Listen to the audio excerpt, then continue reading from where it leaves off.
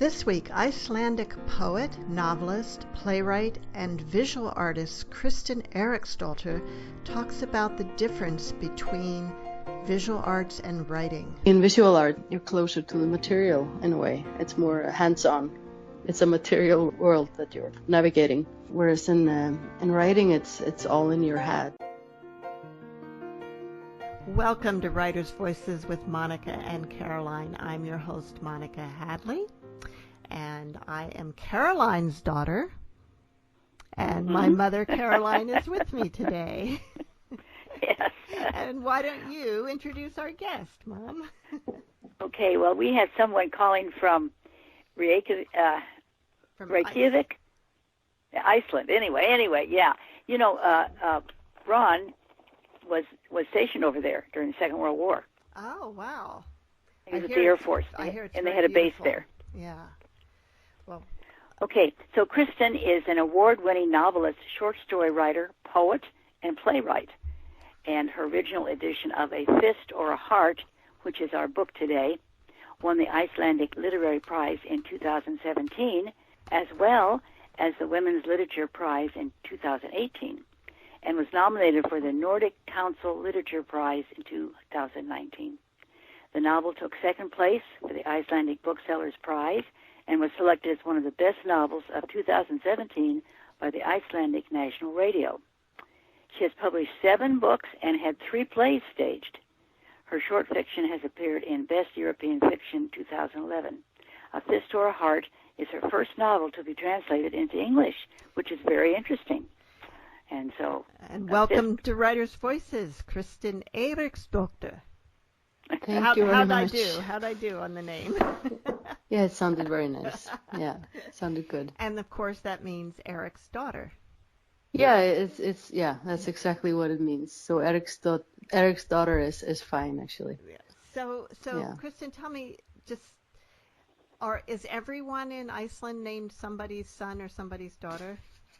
Yeah, I think this used to be like this in the other Nordic countries as well. Mm-hmm. But then, but we are so few here in Iceland, so we don't really need family names. What is the population of Iceland? Well, it's 370,000 the last time I checked. Maybe it's a little bit more by now. But yeah, so everyone is. My father's first name is Eiríkur, and so I am his daughter. So what is his last name? Guðjónsson, because my grandfather's name is Guðjón. So there it's really the first aren't name. family names then. No, and it's actually been banned to. You can't really use a family name. You can't create one and start calling yourself that until very recently, until actually just a year ago or something. Oh, wow. So, and now they're going to permit it, but there's been a law against it. So yeah. So when Scandinavian people came over when they immigrated to the United States, they must have then just started using whatever the person who immigrated, if they were Anderson, then everyone after that became Anderson, rather than changing. Yeah, I suppose so. Yeah. Well, that is really kind of cool. So does that mean like pretty much but there must be a lot of other Eiriksdotters, because there must be a lot of other men named Eric. Yeah, and it's actually a combination of 2 very common names. So it's a very common name, but what people do a lot in Iceland, it's actually not that common to just have. I mean, a lot of people have middle names. Okay. That they use, and that kind of makes the names more special. More unique, yeah. Yeah, more unique, yeah. That makes sense. Yeah. And it's never the mother's name. Well, that's the thing. It's been. I mean, it used to be if the father was unknown, for example, it would be one is Hans, which is it means his, but it's also a name. Ah, So that would be a way of. But now it's a lot of people are named after their mothers now. oh, I'm glad to hear Since that. yeah, of course, and a lot of people actually have both their parents' names, and that becomes very long. In my instance, it would be Kristin Eiriksdottir og Eiriksdottir. That So would be a lot. That would be a that would mouthful. be a lot. Yeah, yeah. Well, welcome to Writer's Voices, Kristen. Thank you. And you've been writing for quite a while, sounds like. Yeah, If you've yeah, published seven yeah. books and 3 plays and short fiction, have you been writing professionally like your entire life, adult life? I published I've actually, yeah, I'm publishing my eighth book now this fall, but 5 of them are books of poetry, and it's two novels, a short story collection, and then 5 books of poetry. So it's I kind of poetry has been my but I studied visual arts. So that's my background, and actually I was kind of working simultaneously with visual arts and poetry for in the first years of my career. So it kind of it mixed together, and in my books of poetry there are also drawings, which I kind of I don't like to call them illustrations because they're not an accessory to the poems. It's more like one thing. So that's kind of where I'm coming from. And then I actually went to Montreal to do my master's in drawing and painting. But then I started writing prose, and I actually I didn't know that I would do that until it started when I was supposed to be studying for my master's. So I dropped out of that. I stopped trying to get my master's and just moved back to Iceland and published my first kind of my short story collection, and then I've been working with prose a lot since then. Yeah, but so I wasn't quite sure for the first 10 years if what I was doing. Yeah. But now you know. Yeah, in a way. Yeah. Well, I like to mix it up. Also, I work in the theater sometimes. Yeah, you have some. You have. There's one of your characters, of course, is writing a play. Has written a play, and and you have some poetry in the book. So yeah. It all goes together. So you're still mixing it up. And there wouldn't be anything wrong with having drawings in here either. Could be pretty interesting, especially of some of these props that your main character is making.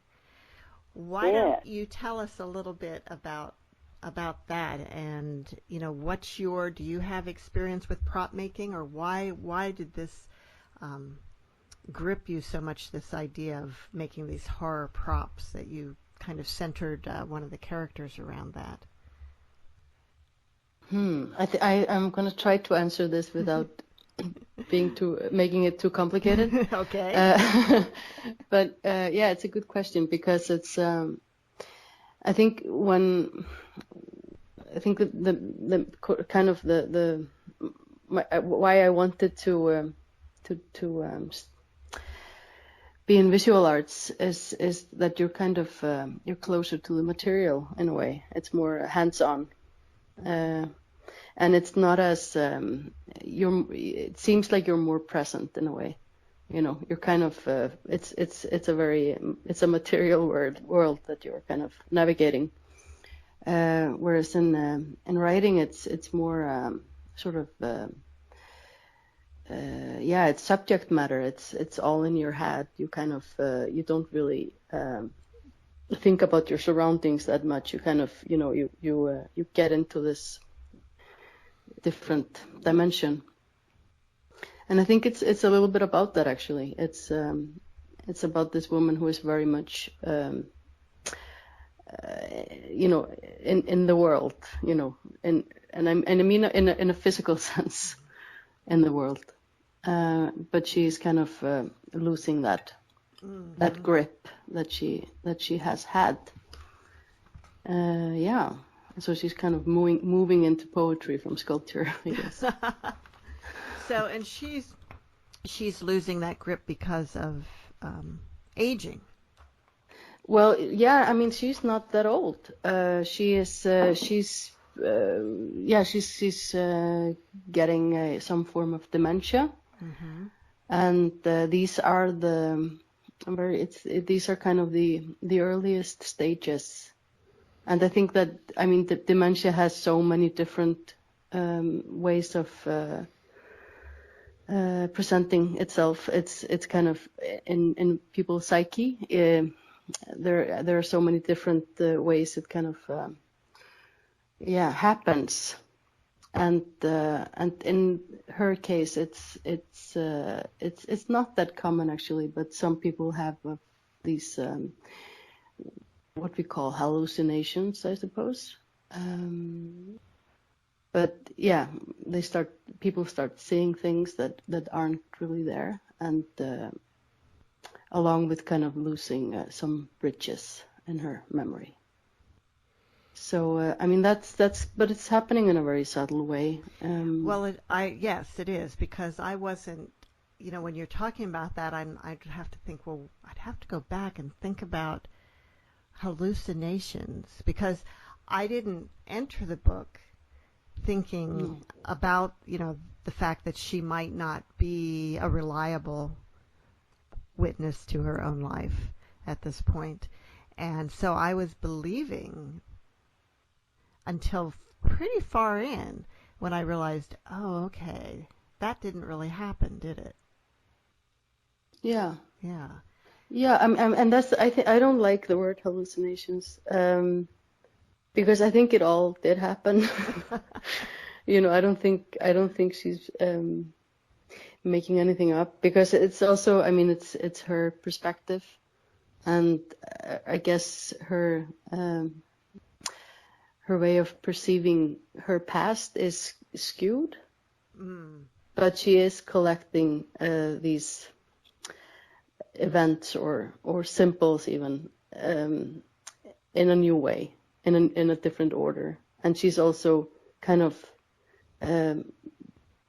what stays with her and what is kind of haunting her are the things that maybe she didn't want to pay too much attention to before. She didn't deal with them. She didn't process them. No, so they're kind of, and that's also a part of it. I suppose it's this physicality that these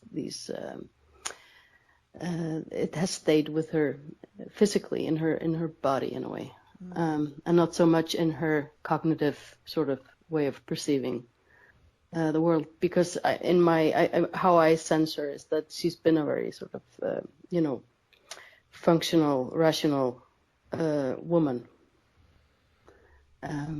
Until this book kind of picks up. Yeah. And she still is, of course. I mean, it's different sides of her. So, Mom, what was your impression about that? You know, having dealt with your mother, you know, going through that. Yeah, I know. It was tough. Well, I don't know. I mean, I think my mother knew I was someone that she knew, but she didn't know who I was. But she knew that this was somebody that she knew in her past, but she didn't know for sure who I was, and that's hard on the family, very hard on the family. But I understood that's just, you know, the way it was, and of course all of her brothers and sisters had the same thing. So right, you know. And of course earlier, before it was that full blown, when she still knew who we all were, there were events, things that she would say happened, and we're like, that's not how it happened, or what happened, or that's not real. Right. The one I remember was her thinking that my sister stole her underwear. Do you remember that? Oh, I don't remember that. The one I remember was that she said that her brother knocked her down. What he did was, they had put up, because she lived next door to the school, they had put up vote here signs in her yard, and she did not give them permission to do that. And so when he came, he said, "Do you want me to knock those down?" She said yes, so he did. And then but she told me that Morris knocked her down. Oh, wow. Yeah.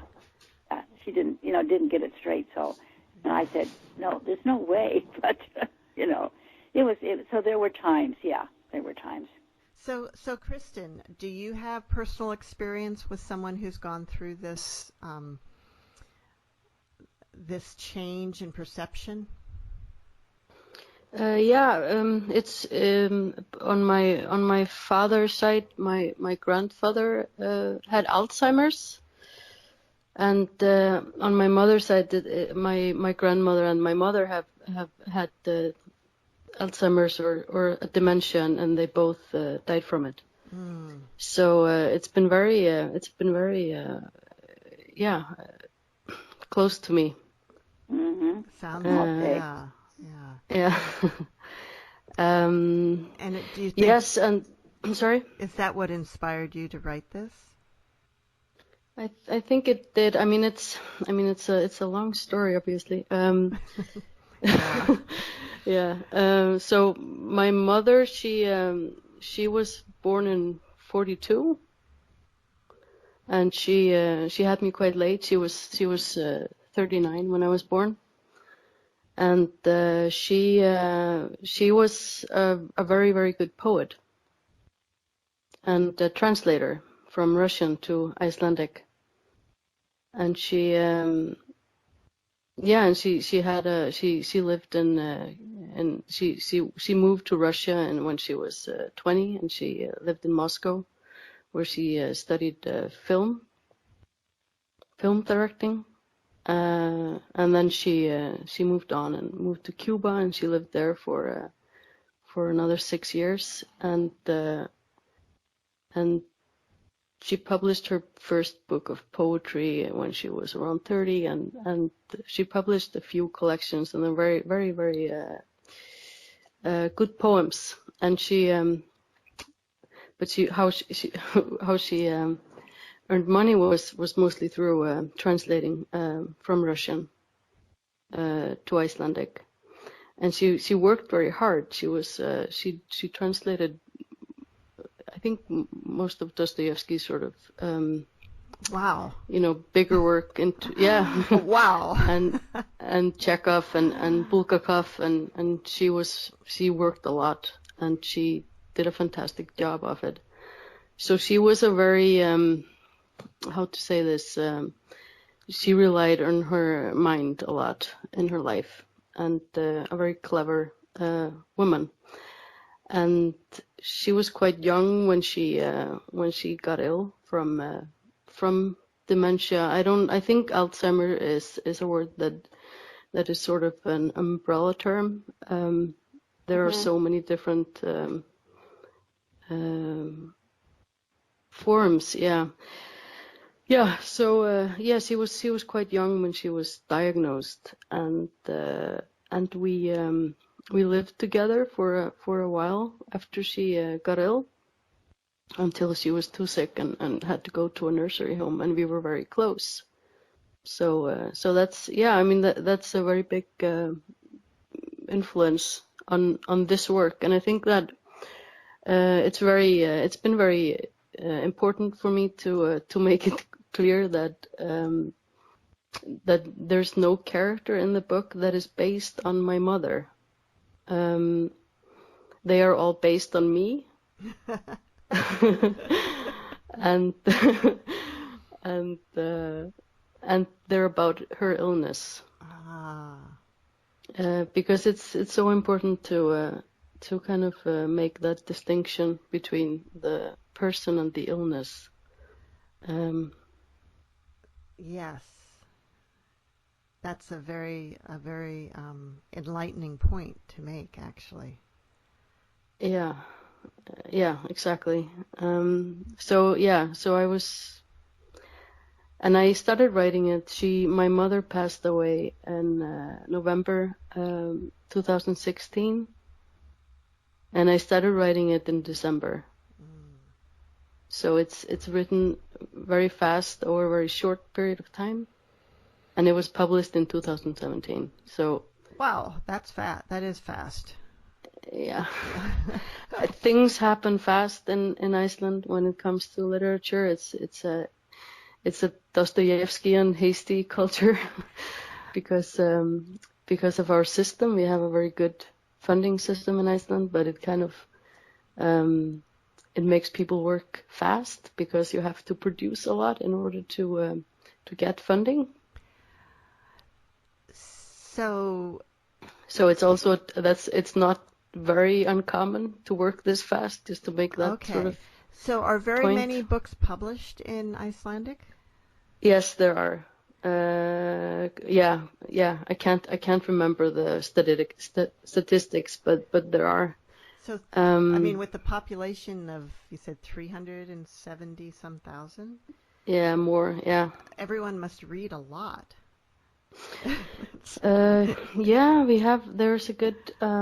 there's a good reading culture, I think, and this has to do as well with the language, because I mean it's partly because the government is interested in keeping the language alive.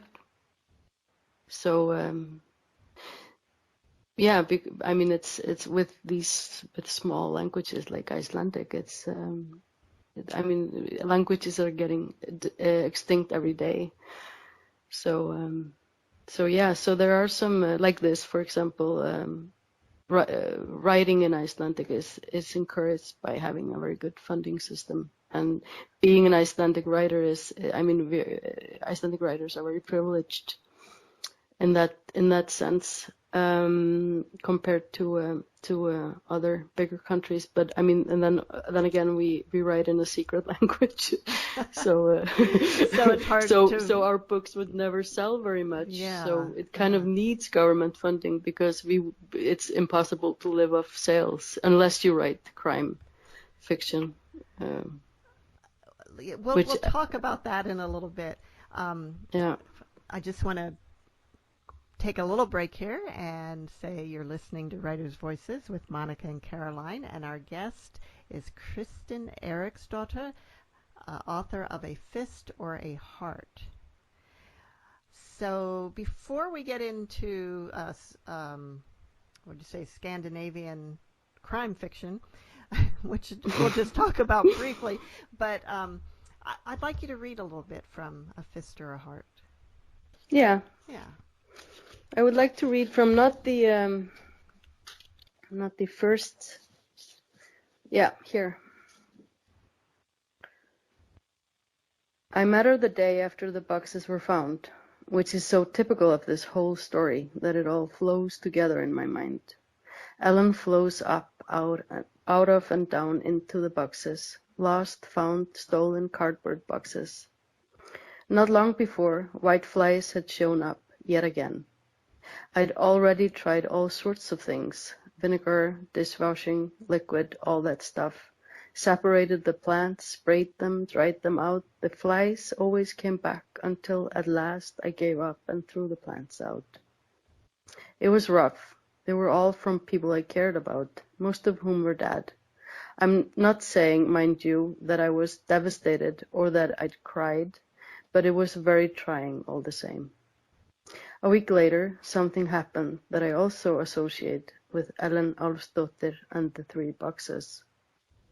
I was messing around with the cords behind the television, an old tube TV connected to an antenna, the old-fashioned way, when I closed my hand around a living thing. In a matter of speaking, cords are, of course, living things, or anyway, the electricity that travels through them isn't dead. But the thing I was touching was different. It was organic. I was stooped over a dark corner and felt its vital signs and tugged. It was a plant. Not one of the plants I'd thrown out. It was unlike any plant I'd seen before, in the sense that it had no roots, no bottom, a perfectly self-sustaining tangle that drew breath, like some David Attenborough program had taken a shit behind the television. Tillandsia, said the internet. A plant from Central and South America, a rootless plant that lives on air. Bright green leaves, long and delicate, that grow in a strangely symmetrical fashion, as if each leaf was trying to envelope the next.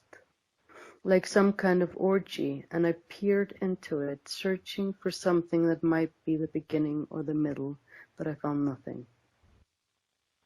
Some types grow flowers, I read, and indeed I saw signs of this on my plant, a minuscule pink bud in one spot. Logical readers might imagine that some friends of mine must have wanted to have a bit of fun and surprise me with this fanciful gift, which gives me the chance to insert something important, namely, I don't have any friends, not a single one. No one's crazy, I mean what I say. There are so many sides to reality that, in the best case scenario, it's cubistic, worst case scenario, predictable, never flat. When I drove to the theater to attend the first table reading, the script sat unread on the passenger seat. The night before, I gotten distracted trying to get the right texture in the clay, and before I knew it, it had gotten so late that it was time to go to bed. The cast had gathered in a meeting room along with the director, set designer, and playwright. The way it usually worked was that they read over the play slowly and carefully, considering the significance of this or that scene. This was one of the dullest things I could think of doing. There were always one or two people in the group who'd latch on to a word and hold it hostage, who drone and whisper about anonymous individuals whose names they then blurt out. And before you knew it, the discussion would have gotten way off track and be headed still further afield, all depending on how good the director was at their job, that is. Even though I was a little late, I grabbed myself a cup of coffee before strolling into the meeting room. They were all there, the actors with their open, enthusiastic faces, the smartly dressed set designer, the director, all his flaws and affectations completely unchecked. And at the end of the table, the playwright. Ellen looked like she was not yet 20. She sat with her head bowed, her greasy, shiny black hair hiding half her face, and her buttermilk skin immediately catching my attention. I wanted to sit close to her so I could get a better look, and grabbed a folding chair that I more or less crammed in between her and the actors. The director introduced me to the group. Elin will be capturing the father, the bandage heap, he said boorishly and smirked. And the slush machine in the second act, said the set designer, making air quotes and smiling flirtatiously at the playwright. When I'd gotten closer, I realized that her skin wasn't actually the color of buttermilk. Rather, it was the lightest shade of lime green, one shade darker than white, which is why she seemed luminescent.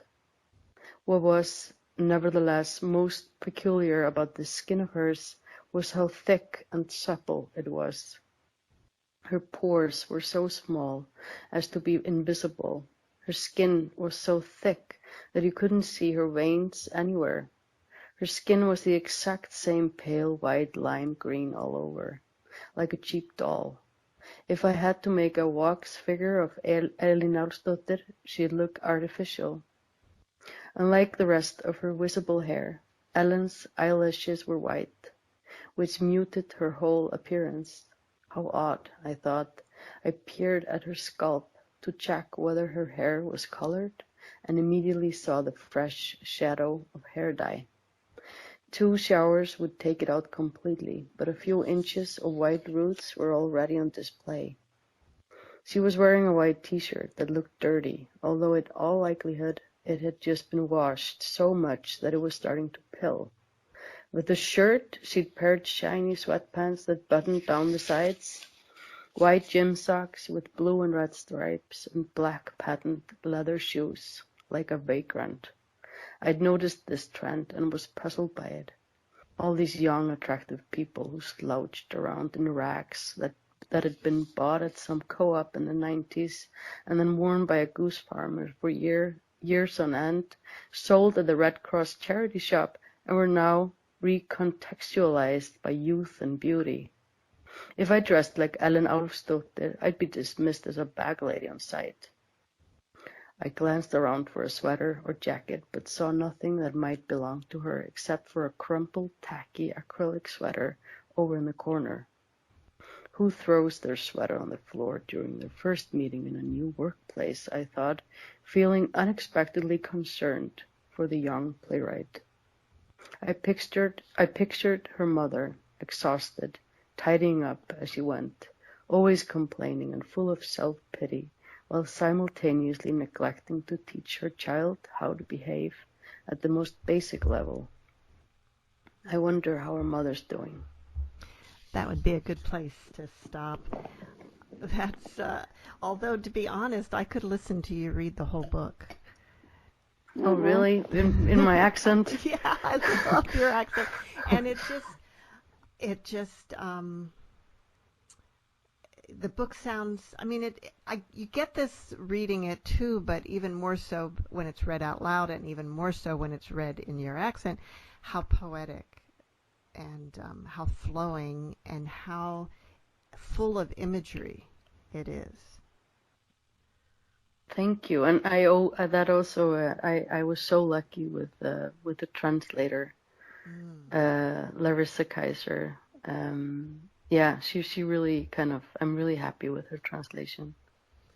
Because that's not a given that the flow kind of comes across. Absolutely. Now, is Icelandic a language that flows like this, or is it more, some languages are more lyrical, some are more guttural, more harsh. What is Icelandic? Like if you were to read a sentence from this in Icelandic, what would it sound like? Do you have that in front of you? Yeah. I'm so glad that I don't have to describe it. It's because it's like looking in the mirror and you can't really.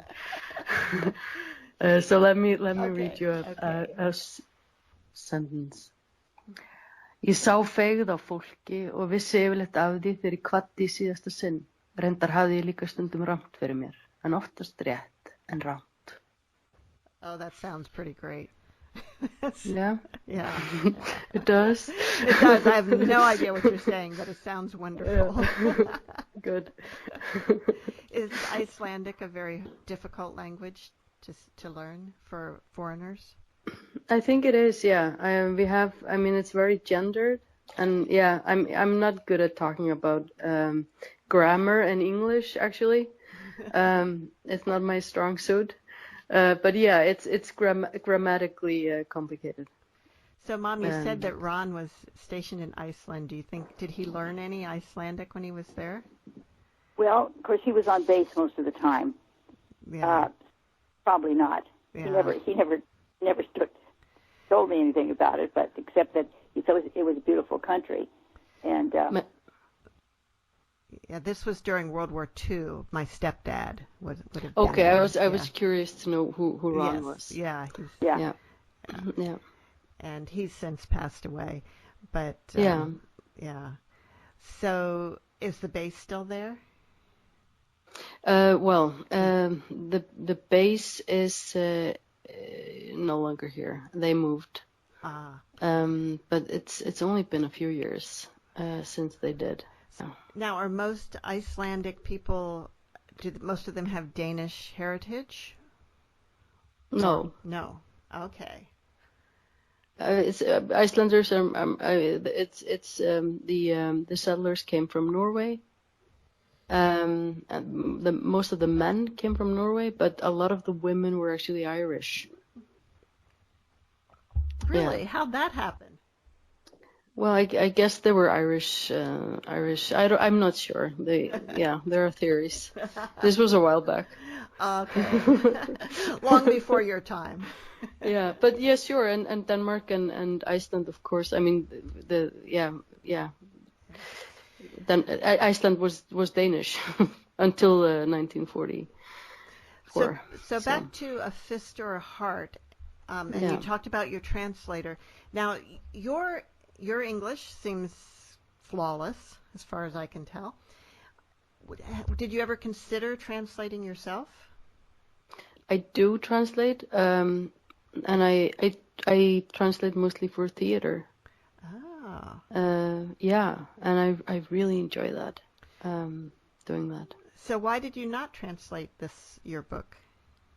Oh, I think it's actually it's not a good idea to translate from your own language into a second or third language. Oh, really? Okay. Yeah, it's I think it's almost always the other way around.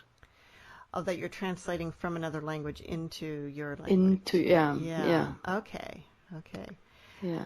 So when you translate for theater, you're taking English plays and translating them to Icelandic.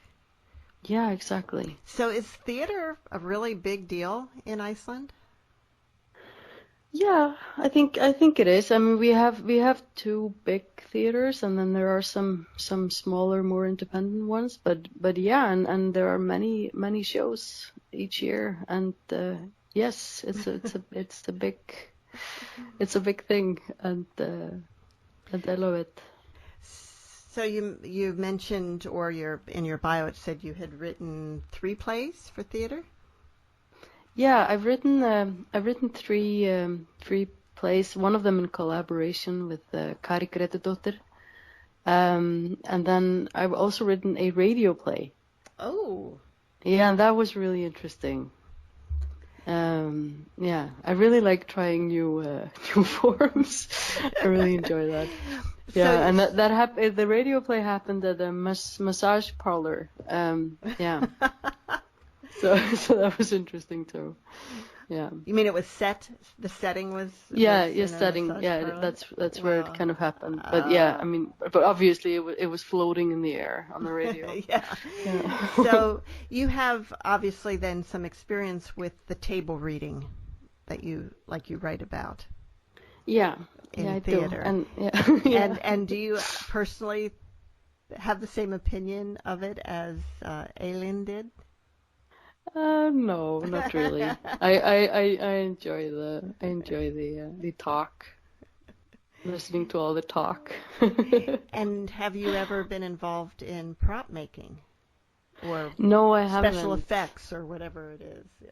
No, I haven't. But I did, when I was doing my research for the book. I went to the theaters, and I also spoke with some people who make props for movies, because it's very different things they do. But I found that was extremely interesting, and also what I found out was that I think there's a description of this in the book, but there was actually this just recently kind of this thing of kind of pumping blood, to stand next to where they're filming and kind of pressing a pump and blood squirts out of an arm or where so it's actually that kind of primitive sometimes. Yeah, so I was talking to these I think I only spoke to women who were working on props, and they had so many good stories for me. Yeah, and a lot of them I didn't use, and also like there's these little things like how to kind of thread hair into silicone. And there's this description of it that this woman gave me, that where they take a needle and they saw off the eye of the needle. And that's how they make a small fork, like a very small fork. Yeah, oh and they stick it into a little piece of wood, and they make a kind of fork out of it, and it just seems like this very kind of tiny little aggressive gesture. And that's how they thread wigs to make wigs. They're putting the hair into the silicone, like making, which your character's grandmother, that was what she did, and so you described she's a wig master. Yeah. So, Mom, does this remind you at all of The Lady from the Black Lagoon? Oh gosh. That was a book that Kristin, that we did an interview of a few months ago. and it's Okay. about this woman who created the creature from the Black Lagoon, and Yeah.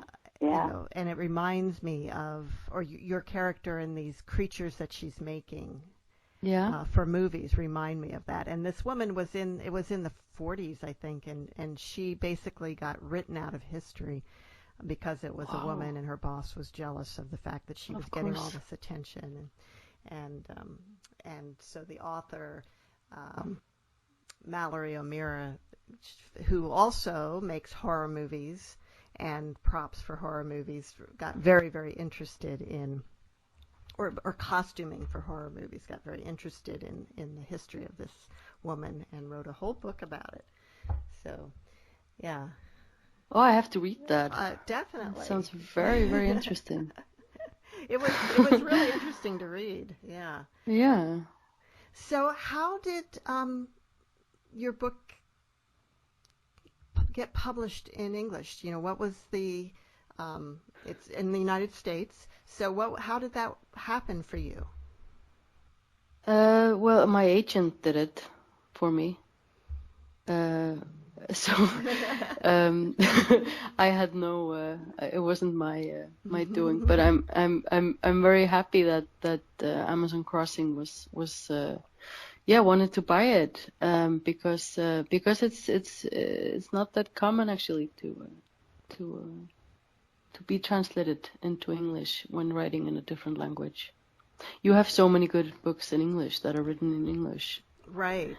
And it's and it's so competitive here to get published. It's so competitive. Yeah. And Yeah. So you must have felt very almost like you won the lottery.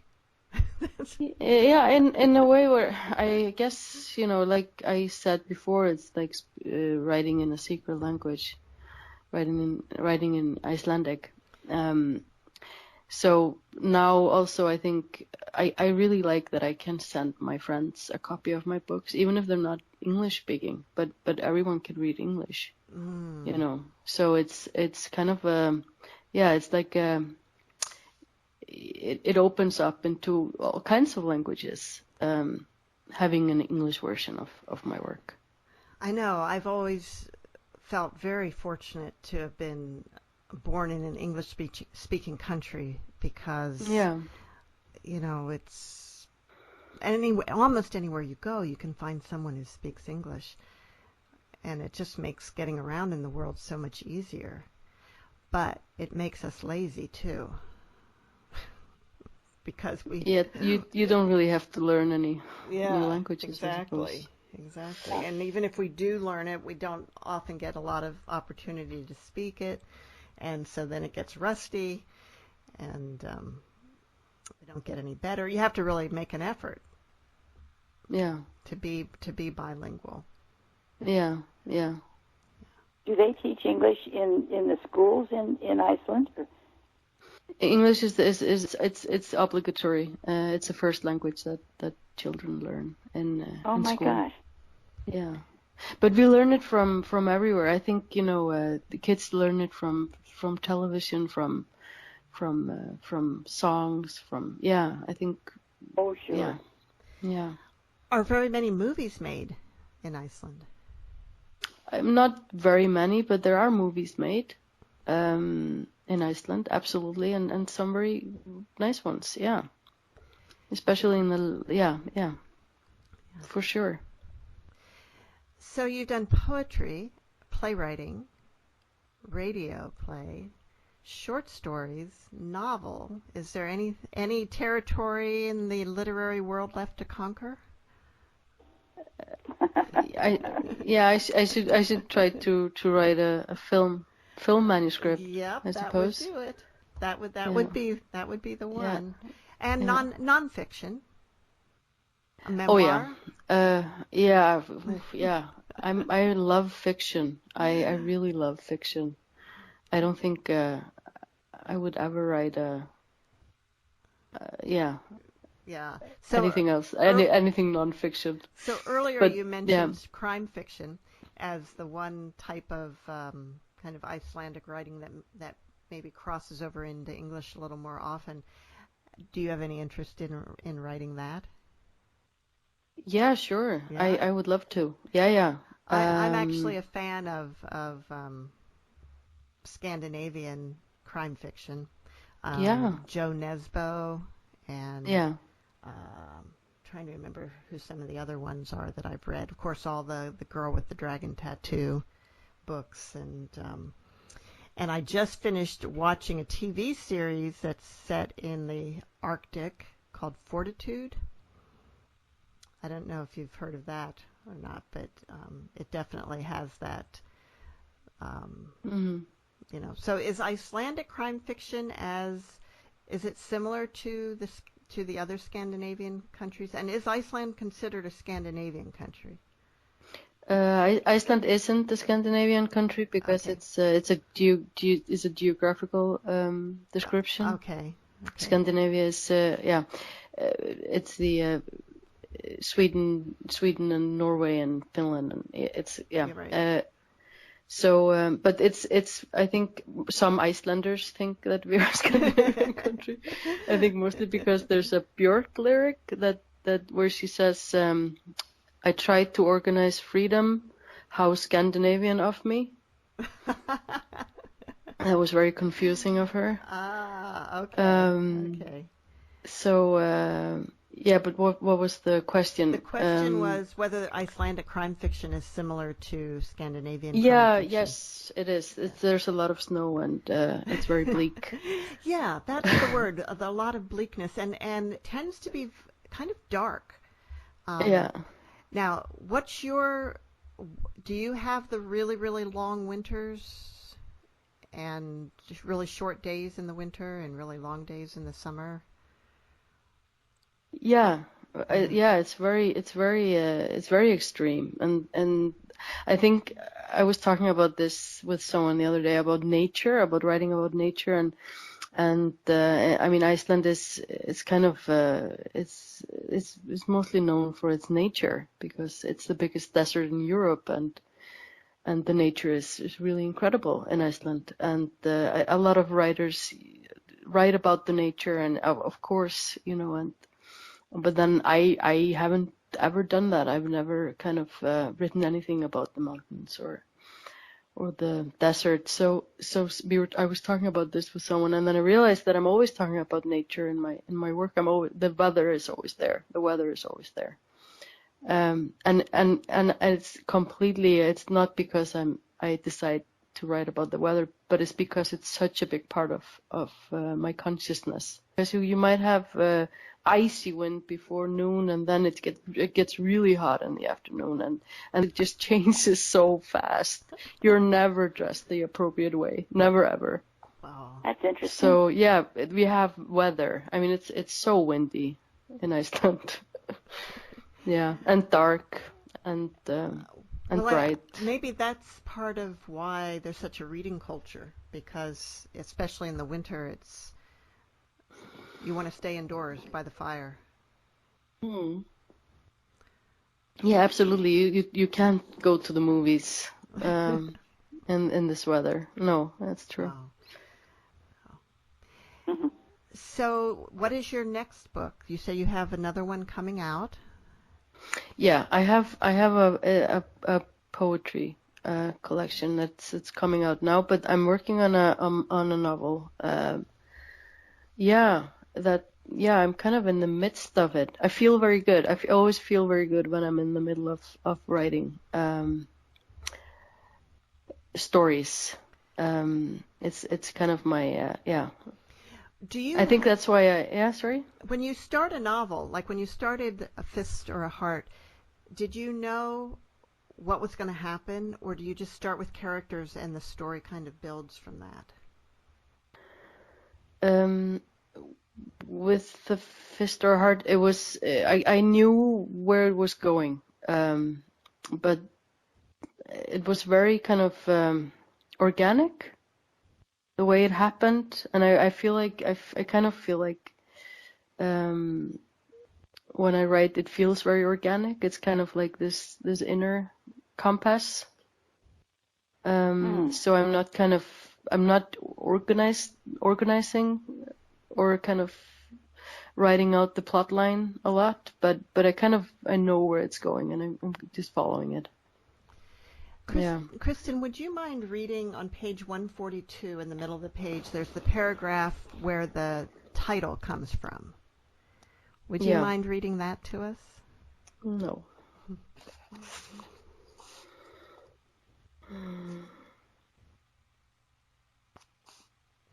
The entire page, or just the paragraph, starting with the change.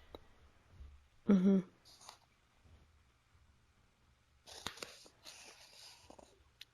I'm sorry, I can't find it. Oh, maybe the change. Oh yeah, 42. Yeah, I was in 41. Okay. Sorry. The change wasn't immediate, not before page 20. And then, all of a sudden, she noticed something in her surroundings, an unusually sharp stillness, or the northern lights over the bay. The attentiveness was new, cut through her apathy, and she kept writing. Wrote until there was space, about the size of a fist or a heart, and she breathed differently. The sound was gone, the wheezy, choking sound. There was a slackening at her throat. Her thoughts fired off better in her mind, achieved a beginning and an end. She took out books from the library and read. She wrote on. I read on too far, but it's fine. You know where it ends. Yes. You can stop it there. Yeah. And so a fist or a heart. So that is the size of a fist or a heart. That's a wonderful kind of analogy. Why did that jump out to you as to be the title of the book? I think it's kind of the description of. I mean, she uses it very kind of haphazardly. It's not. Mm-hmm. It's not like. It's not very thought out the way I write it. But it's kind of a description of a positive space, kind of. It's kind of like this. Positive space. And when you wrote it, did you say, that's it, that's what I'm going to call this book? Oh no, because it's called a different thing in Icelandic. What is it called in Icelandic, in the English translation of it? Well, the English translation of it would be Elin, miscellaneous. Elin, miscellaneous. It doesn't really translate. But it sounds very good in Icelandic. Cool, very cool. It's what it says on one of her boxes. On one of the boxes she finds. Exactly. Yeah. So it makes a lot of sense as a title, but it just doesn't sound. So did you choose the English title, or did someone else choose that? Well, it was kind of back and forth with the translator, and but yeah, it stems from me. Yeah. Very cool. Well, Kristin, we're out of time, and it's been really lovely talking to you all the way from Iceland. Yeah, likewise. It was very nice to. That's amazing, really, when you think about it, isn't it? Yeah, it is. And Mom, do you have some final words for us today? This comes from a book called Things Everyone Should Know.